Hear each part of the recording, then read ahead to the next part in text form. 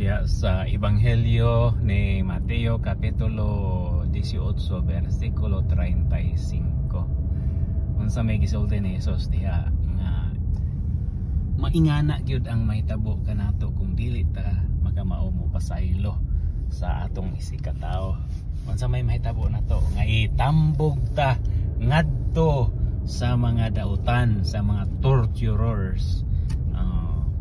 So ang pagpasaylo di ay usa kini sa pinakadako nga pamaagi aron ta mamahimong balaan.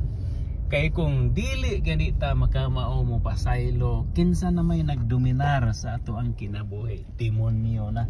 Sakiton gyud ta, maglabad kanunay ang atuang o magsakit kanunay ang ato ang kasing-kasing.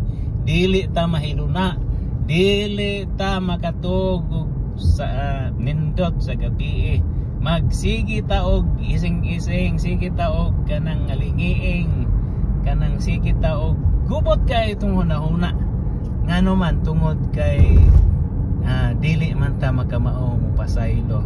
So ang pagpasaylo di ay dili ni paghatag og kaayuhan sa nakasa kanato, kundi unang-una makahatag kini og dakong kaayuhan nato nga mo pasaylo. Kay maangkon man nato ang kalinaw, maangkon man nato ang Dios non nga kinaiya kinabuhi malinawon, di ba? Balaanon ta.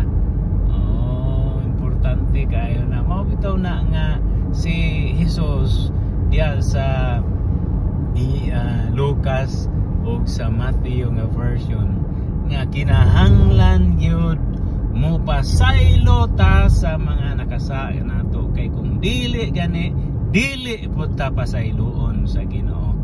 Kung dili ta pasayloon sa Ginoo sa ato ang mga sala, unsa may mahitabo nato? Adto ta sa impyerno, adto ta sa yawa. Di ba mao na nga ato ning hinumduman kanunay nga kung maghisgot ganita og pagpasaylo, dili man ni sayon nga pagahimuon. Mao na nga gikinahanglan gyud nato nga buhaton lang gyud nato, just do it. Nasa word nga do, buhaton.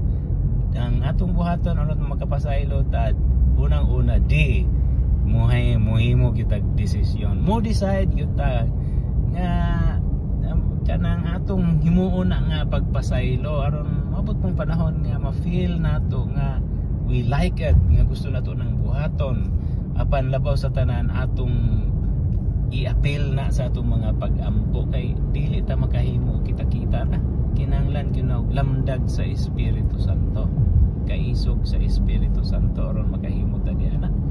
Nya ang ikaduha na is obey, sundon nato ang sugo sa Ginoo. Kay gusto mo na sa Ginoo nga mo pasaylo ta, yan ara na kasimple, di ba? So ingon mo gani siya nga iampo ang mga nakasa kanimo. So buhaton nato, tumano nato ang gusto sa Ginoo aron maangko nato ang atong pagkabalaan sa ato ang kinabuhi.